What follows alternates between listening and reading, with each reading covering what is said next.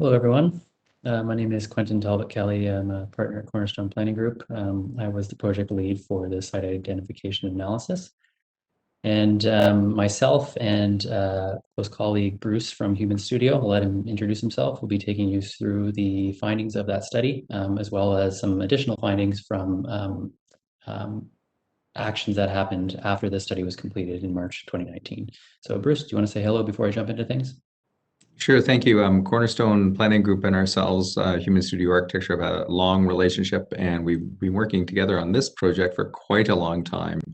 And our fundamental role was not to do with the facility programming, but really just to support in the site analysis and doing really high-level test fits, not really design, but test fits of the building on site options. Great. So I'll jump back in. Today, I prepared a bit of a presentation for us to go through the findings of that analysis. So we have 5 agenda items, beginning with sort of the project context. So as some of you will know, this is not the first study in arts and culture facilities in West Vancouver. And so we'll take you through sort of the history there, as well as the timeline and schedule. So that's number 1. Number 2 would be the study findings. And so that's really looking at the 2019 study from the site identification analysis, pulling out some of the key findings to present to you today. Third would be the conclusions from that study, as well as some additional information that was gained after that study was completed. Then item 4 is the site comparison. And so what we really want to provide for you today is some information so that you can make an informed decision as to which site you do prefer. And so we have prepared a couple of slides that go over some site comparison factors that will help you make that decision. And then finally, the end of our presentation just goes into next steps. And so you'll see where this is in terms of the overall project process and sort of what you could expect going forward. So without further ado, I'll jump into it. So project context. So like I mentioned, there have been a number of studies previously done before we got involved with this study. And very critical to the work that we had done starting in 2019 is we really wanted to make sure that we were capturing and not duplicating some of the information that had already been collected and documented. So as part of all of our studies, we make sure that we do a pretty thorough documentation review. And so as you can see here, beginning almost 15 years ago, West Vancouver has been studying their arts and culture and heritage facilities in the region. And so that began with a study in 2006. And most recently, the one that we've been involved in is 2019, which is the Arts and Culture Facilities Plan. So that really focused on the facilities needs. The previous studies prior to 2019 were more aspirational in nature and definitely were driven by some needs and also some wants, whereas the information that we captured in 2019 and forward is really focused on the actual needs of the community. And so based on quantifiable data, so utilization analyses, demand analysis, gap analysis, that sort of thing. So really to figure out at a fundamental level how West Vancouver's arts and culture facilities stack up against the demand coming in the future, as well as the demand today. So a number of projects have been done previously, which I think some of you may know or may not know, but just know that there are a huge background of documentation if you did really want to dig into this material a little bit further. So like I said, we were involved from the 2019 facilities plan. And so I think there's some key findings from that study that are worth flagging here before we get into the site identification analysis. And so I've summarized them here. So knowing that we really did focus on quantifiable data, so looking at booking hours per day per facility, and knowing that we looked at all of the arts and culture facilities that the District of West Vancouver owns and operates, and so that included 10 different sites. We came up with the overall sort of 4 high-level bullet points from summary of that report. So the key takeaways from that report are: 1, there was 3 identified facilities that are in poor physical condition and that are not suitable today or really into the future for public programming. That includes the Silk Purse, the Music Box, and the Art Museum. The Silk Purse and Music Box, as most of you will know, are located next to each other, and those are on the Seawalk, whereas the Art Museum is located next to the Municipal Hall.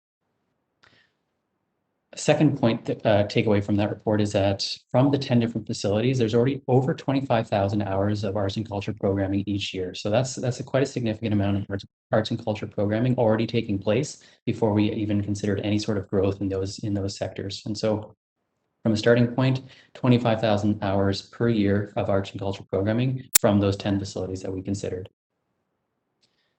Next, we wanted to really capture what's going to happen in the next 20 years. And so the key point of this study was to capture, does West Vancouver have enough facilities and appropriate facilities to support their programming today and into the future? And so we needed to understand what the future meant. And so what we did is we took the baseline utilization information from the 10 different facilities, and we applied some growth factors and demand factors. And so we looked at population growth, demographics, trends in different arts and culture sectors.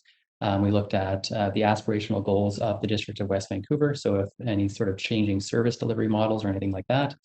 And so the outcome of that section of the demand analysis was that we anticipated about 65% growth in the total hours of arts and culture programming over the next 20 years.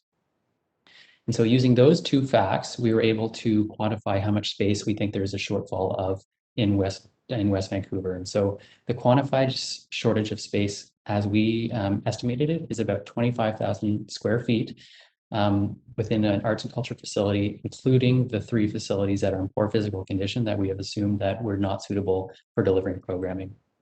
So today we know that there is a shortfall, and in 20 years, that shortfall will grow to about 25,000 square feet. So that was a 2019 study, over a 100-page document summarized into one slide. There's a ton of other information there for sure if anybody's interested. So I do recommend that you do check out that document if you do have time or questions. The next thing that I want to orient everybody to is where we actually stand in this project, in relation to this project, in relation to this study, in relation to the overall project. And so as you can see, we are in phase 2. So that is very early on into the actual project. We have done the arts facility plan and needs assessment. So that was the 2019 documents where we've quantified the actual arts and culture demand. And now we're looking into site identification as well as some preliminary costing. So before we can decide anything about governance and fundraising, before we can decide what the facility looks like, before we can do any sort of detailed design or construction, obviously we need to have some fundamentals. And that is the needs assessment, as well as capital costing and identify a site. And so you can see here that we are in the public consultation phase. We are rolling out the findings of the 2019 as well as the site identification analysis, presenting it to you. The information that we gather from the community consultation as well as from the survey will be put into a council report, which will be sent to council the end of July. And then you can see here, as the project moves on, there's a number of different council check-ins. So there's one in phase 2 in phase 3, one in phase 4. And so there's multiple different points throughout this process where there's additional checkpoints to make sure that the project is moving in the right direction.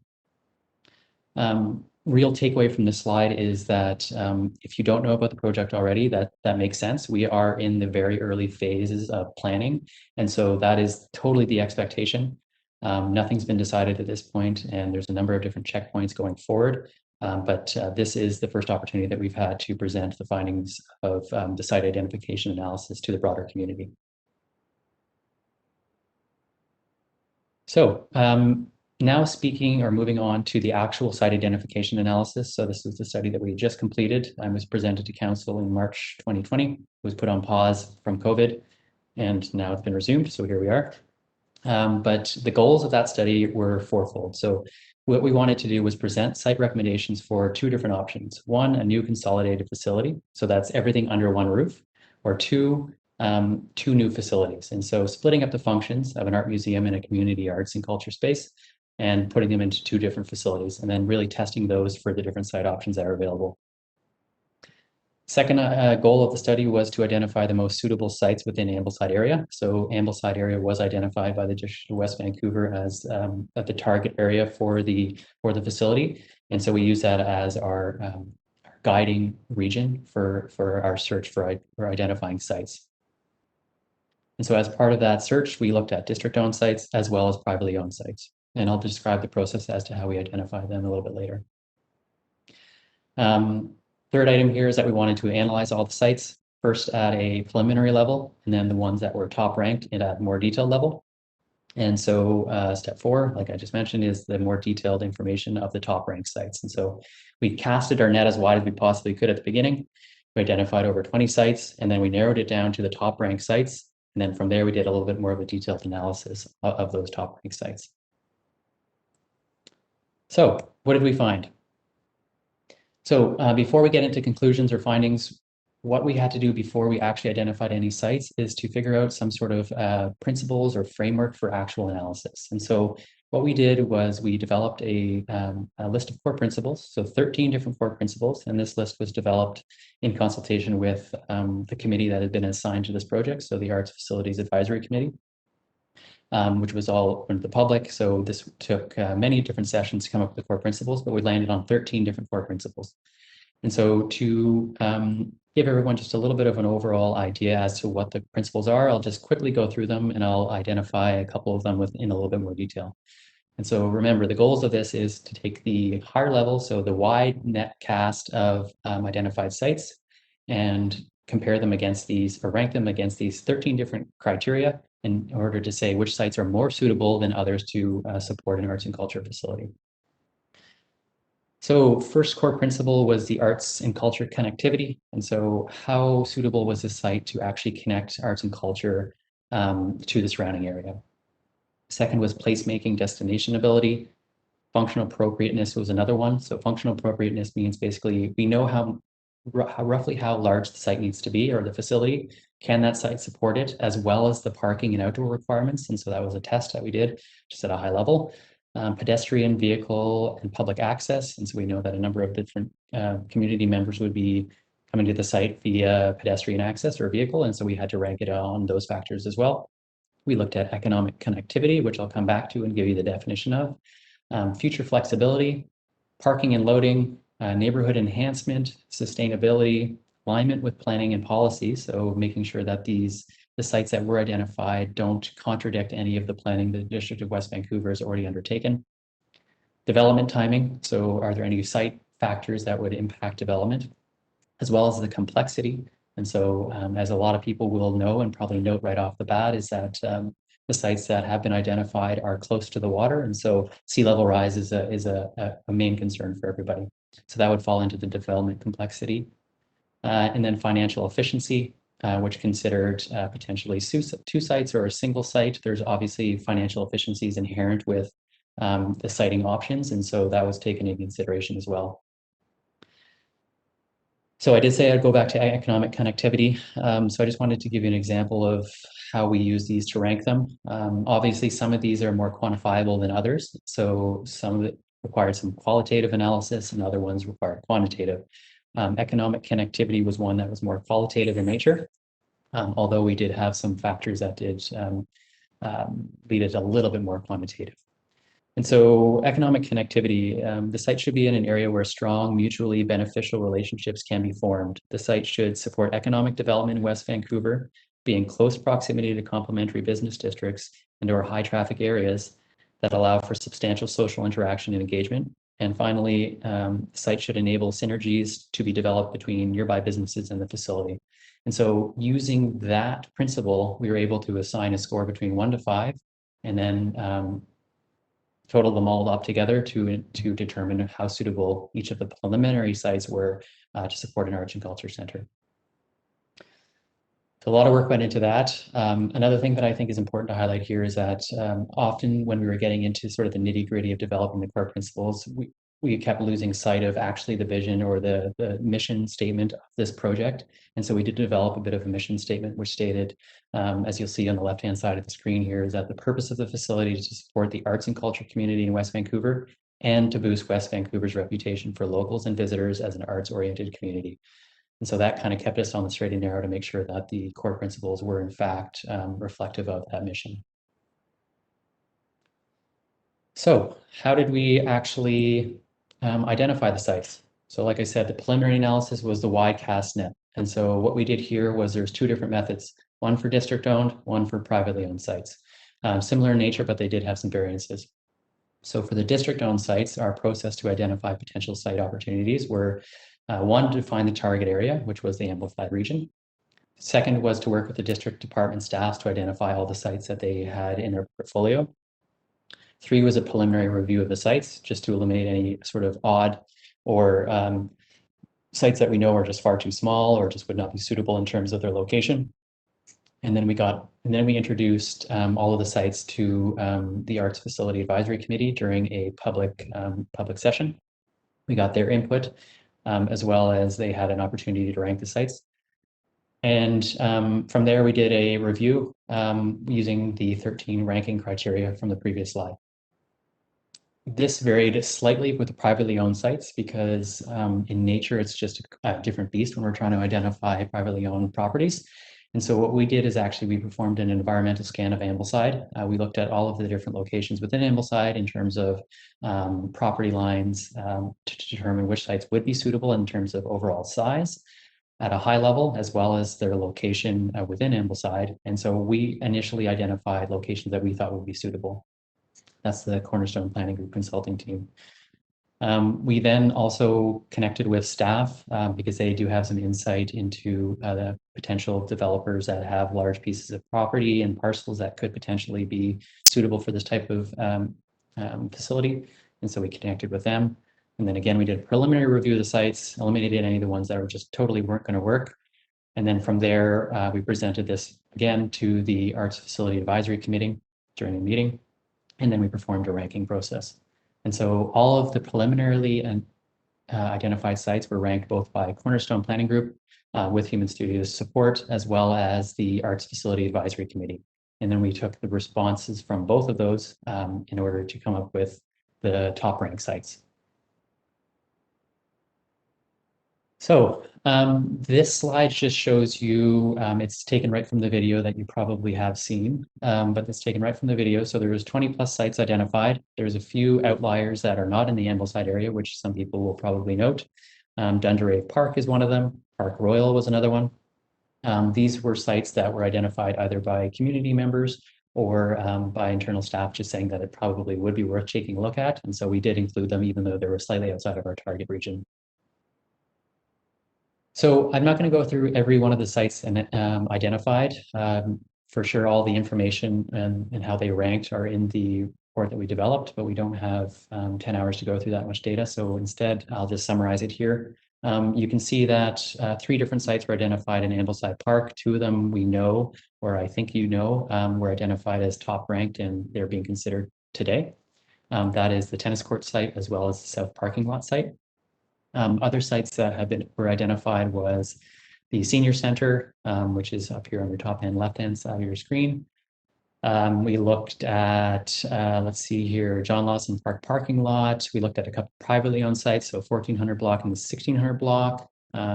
We had 2 pieces of property adjacent to the ferry building that were considered.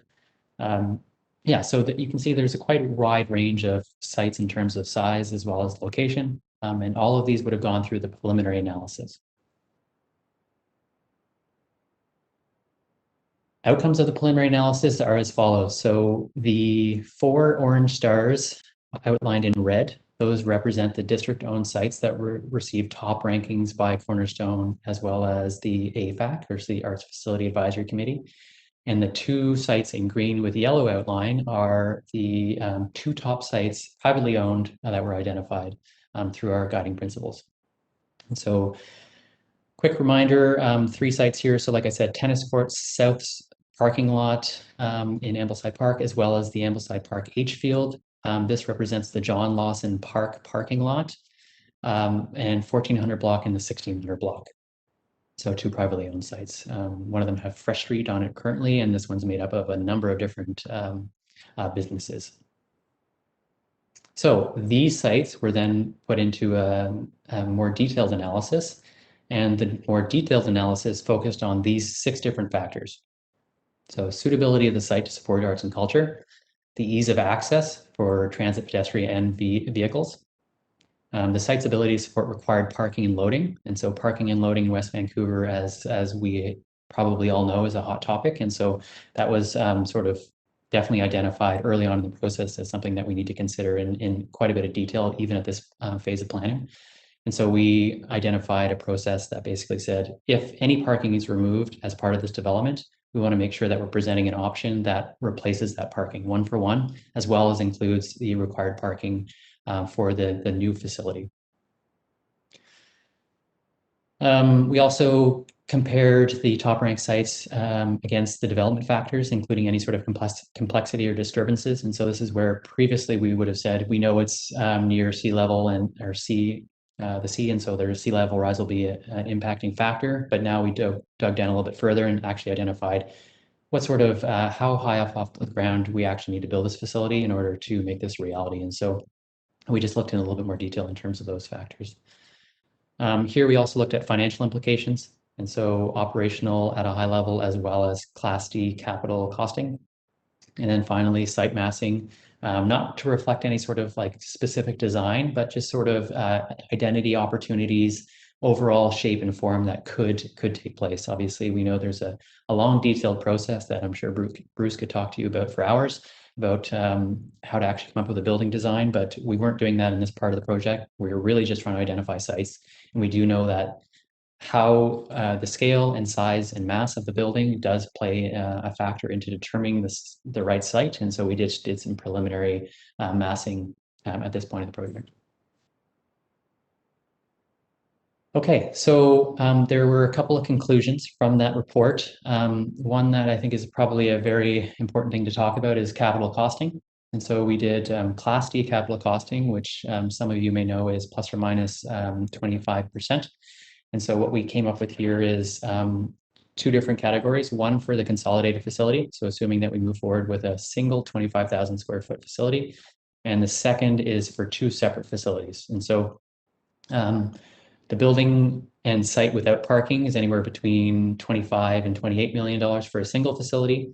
Once we add parking and site, then we're looking at anywhere between 34 and 38 million.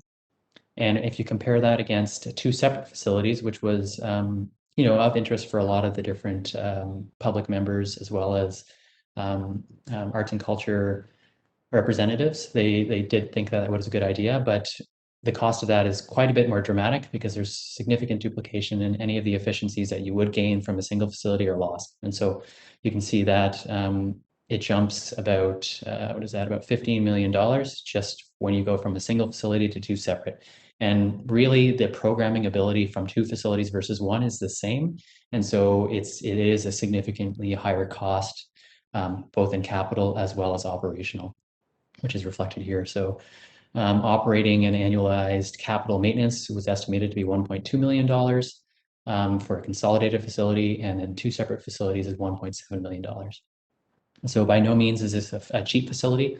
And so that's why there's been so much due diligence along the way to make sure that we are getting enough input throughout this process. And then, of course, before we can actually identify how this project is going to be funded, we needed to come up with a price and know how big the facility is. And so this is all part of the planning process.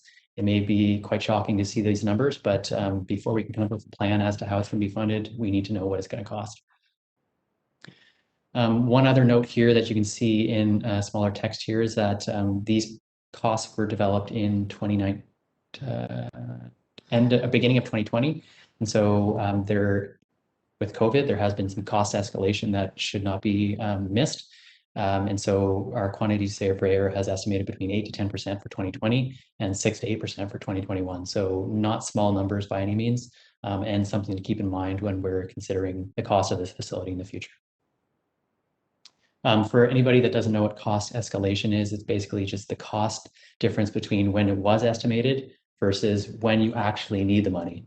And so there's still a lot of planning happening today. And so if we're actually going to construct or design the building in 2 years, the cost will change just as a result of construction costs going up, labor costs going up, availability of resources, that sort of thing. So we do like to identify that there is some cost escalation to be included. Okay, so from our site identification analysis that was completed and presented to council in March 2020, there have been a few changes since then because there's been a whack of time, about a year since we've been on this project. And so here are some of the changes, and these were all vetted by council in a recent council meeting. And so due to the cost of construction and operation of two smaller facilities, it is recommended that we do not pursue that option. And so the options that we had identified in our report, where it was two separate facilities on two separate sites, it's not financially viable and it's prohibitive. And so we are going to be eliminating that for this consultation period. Second, there was two top-ranked privately owned sites identified as part of our report, 1600 block and the 1400 block. Since this study was presented to council, like I said, in March 2020, staff have initiated conversations with the developer owner or the landowners. And unfortunately, one site, there was no interest in developing it at all. And so that was taken right off the table. And the second site, there was interest for sure, but in order for the facility to be more or less absorbed into the community contribution allowance. So you'd have to build a significant amount of density. And so you'd have to have a facility that is, or a building that is quite a bit larger than any of the other buildings within the Ambleside Business District in order to support a development of a arts and culture center there. And so council also recommended that it wasn't a good idea that we pursue that option throughout the public consultation.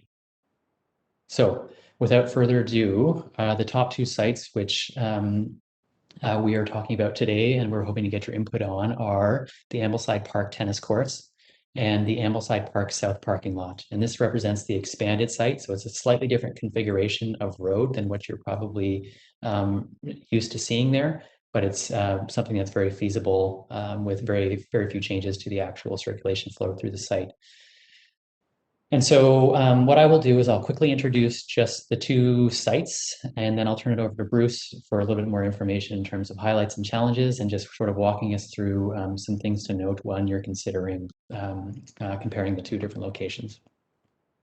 So here's an aerial view, blurry at that, of the site. So you can see here that this is the south parking lot, and this is the tennis courts. Two sites identified here. We developed a little bit of a model just to help us show some of these, some of the site factors. Not fully explored in this phase of the work, but do expect to see a little bit more use of this model in the future. And so two different sites, tennis courts on 13th Street in corners of Marine Drive, whereas the south parking lot butts up against the seawall and is also from the Spirit Trail and Argyle Avenue. And so I will turn it over to Bruce. Would you like to jump in right now just to give us a little bit more detail? I can flip to the next slide unless you wanted to start here. Sure. Thank you, Quentin. Again, just to reflect on the purpose, the process that we go through in this kind of exercise is really just, it's not so much design as I tend to use the term test fits. And we really use in that case, we drop the facility program that Cornerstone has developed, which gives us the sizes of the building and the kind of major functions, and we just do some test fits to see what the issues are. And it's a different way rather than the pure ranking process that Quentin has mentioned. It's a different way of understanding issues and opportunities associated with the site. So it's not designed to have as a result, this is what the building will look like, because in fact, one of the questions we ask ourselves is, do both of these kinds of sites have the opportunity to create a great piece of architecture? So some of that is size, some of that is adjacency, some of that is view. In both cases, just to jump from really exciting architecture to the much more pragmatic, in both cases, we also had the goal set for us that it was critical to both replace any existing parking on site and to provide parking for the facility as well. We can go through those parking numbers a bit, but I don't think that's essential to do at this stage of the game. The other characteristic of both of these sites that is important is this issue of sea level rise. And in this case, through various historic studies that are actually quite recent, so I shouldn't use the term historic, a kind of 5 meter above sea level ground floor level has been established. That means you can have parking and less sensitive building functions under that level, but you certainly wouldn't want any art fabrication or display facilities under that elevation. So in both cases, that means that we then have to, that's roughly, just to give some context, the 5 meter elevation is roughly the same ground floor as Marine Drive at the corner of 13th. So what that says then is that in both cases, we kind of need to create a building plate above the ground, which does allow us to put parking underneath, which is actually quite helpful. In the case of fundamentally, the two sites both have a strong relationship to the park adjacent. I would say the principal difference between the two sites is the tennis court site is a more urban site in the sense that it really becomes a continuity of a direct continuation of the high density active retail space, retail oriented space of Ambleside. And so, as a front on Marine Drive, it would be highly visible as you enter West Vancouver from the west along Marine Drive by car or by other means of transport, and it would be visible from Marine Drive and from the rest of Ambleside. The south parking lot site in contrast is much more of a waterfront site. It still has a very direct, neither of these sites are far from Ambleside. It's just that the tennis court site is it really can be thought of as a continuation of that Ambleside strip. The south parking lot can be, of course, as well, but to a slightly lesser extent. It would have a direct access to the seawall. One of the differences is that the south parking lot actually has more parking on it, so it does require us to put more parking into a scheme that would have the building on this site. So, and that's one of the reasons the south parking lot site is a little bit lower. These are somewhat the lines that we're drawing around the site really are somewhat arbitrary, with the exception of the fact that, of course, the rail line does go through between the two sites, which is a pretty hard line.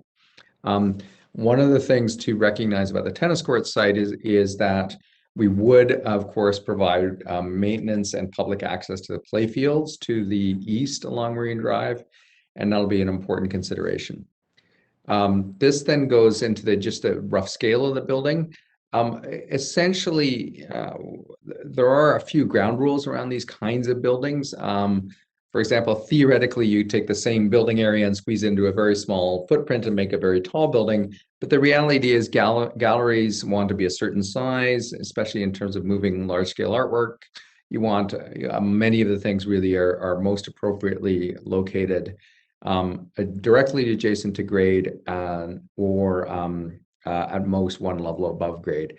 So the best way to think about this is kind of a two-story building, probably roughly an average height of about 25 to 30 feet, and in some of those spaces would have two levels, say an office level on the upper floor and a kind of service and maintenance level on the lower floor. So this gives you a sense of the scale. One of the characteristics of the Marine Drive site is there are a large number of trees immediately adjacent to 13th and Marine Drive, and it is our belief that we would be able to keep virtually all those trees. That would be a little bit subject to some arborist report. And just to review briefly the comments on the slide, which I think are pretty clear, we've touched on them. Obviously, the tennis court site has a strong visual prominence and street presence. It's a very direct link to the Ambleside Business District, and it's got great access by a foot vehicle and transportation, and it would have a good access to grade. So essentially what we would do, just a reminder, we would tuck parking underneath it. That would create a building ground floor plate, for want of a better word, that sits at the Marine Drive level. We have noted that both sites sit within the flood zones. Both sites would have some soil challenges.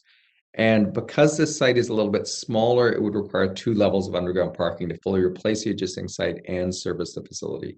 And it does, of course, somewhat reduce the parkland, and the tennis courts would be relocated. Our discussions with Ambleside Park around both of these sites is that is with West Vancouver Parks is that that's entirely possible.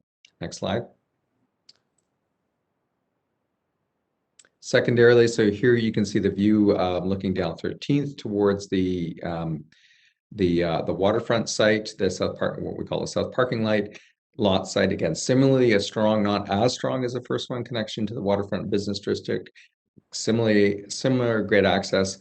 It would have a great waterfront visibility. In the same, one of the things is important about these buildings is where do you see them from?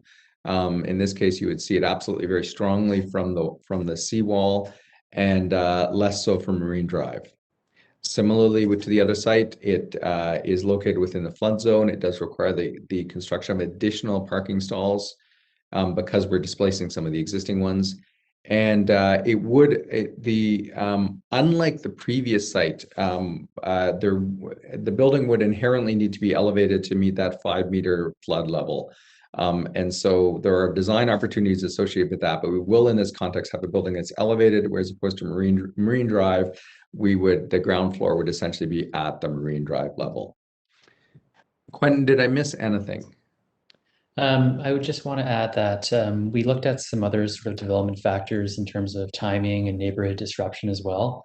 Yeah. And so a few different things to keep in mind here is timing between these two sites. There's no other sort of District of West Vancouver projects or large developments in the area that would disrupt potentially developing these sites. And so from that standpoint, they're fairly similar. In terms of neighborhood disruption, like Bruce had mentioned, we did try to keep this building to a maximum of 2 floors. And that's really to preserve the view access from the neighborhoods behind 13th, Marine Drive. And so we know that that is a bit of concern. And so in terms of disruption, we didn't expect it would be too much because this would be quite a bit lower than the existing trees. And so in terms of through light, it would be impacted, although there are some design opportunities to probably mitigate that. But we did expect that this one would have the tennis court site would have a slightly higher disruption factor than the south parking lot. I also just wanted to quickly chat about number of parking stalls to Bruce's point. The south parking lot, the one that we're looking at right now, basically goes right over top of a surface parking lot. There's about 100 stalls there currently, and we know that for the functions and activities identified for that new facility, that you'd require an additional 100 spots there as well. So it's 200 parking stalls in this option, which becomes challenging to Bruce's point, because we don't want to build it up too high and we don't want to dig too low, because the costs of digging lower than 1 story gets quite dramatic, especially when we're in a flood zone. And so parking really does play into both of these schemes. And from the cost estimate that we showed previously, you can see that it has a really strong link to the cost of the building as well. So the tennis court site had about 150 stalls required, whereas there's an additional 50 stalls for the south parking lot. I'd say that's another sort of key differentiating factor. The other thing is, as Bruce has drawn it here, this is just sort of a large rectangular box to show the mass of the building. In the previous slide, which I'll just jump back to here, you can see that it could look like that. It could also look something a little bit more narrow, so it might be a slightly better for the actual view angles for the neighborhoods behind. Again, design is totally up in the air at this point. It's just to show in terms of scale and overall mass on the site. And so don't get too hung up on that. Looking at that picture here, just because it may not actually take this form, but that's just to show roughly the building height from the corner of 13th and Marine. Let me just build on that for just a moment, Quentin. We're really confident that either one of these sites would have the opportunity to create a great piece of architecture. They're not particularly size constrained. The size of the building relative to the site is comfortable.